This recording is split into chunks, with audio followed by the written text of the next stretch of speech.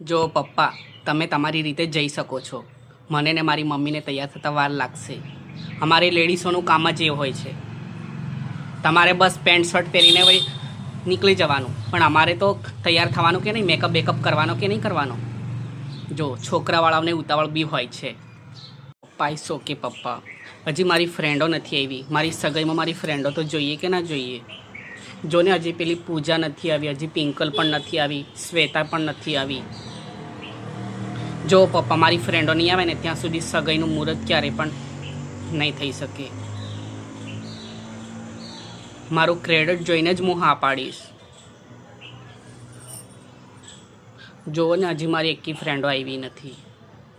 એ આવશે પછી જ હું હા પાડીશ.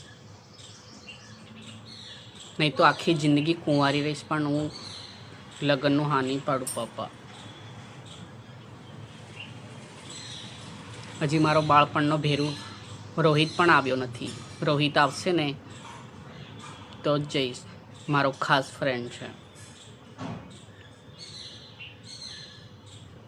આટલી બધી લગ્નની ઉતાવળ શું છે? હજી તો હું નાની છું.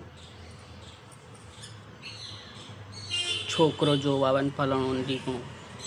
જો હું પપ્પા, મને યોગ્ય લાગશે તો જ હું હા પાડીશ. નહીં તો હું છે ને મારી રીતે ત્યાંથી હું નીકળી આવીશ. વધારે પછી રીકઝીક નહીં કરવાની.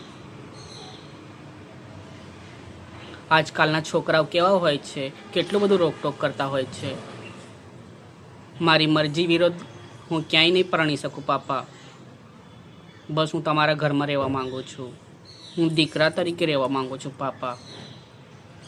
Love you papa.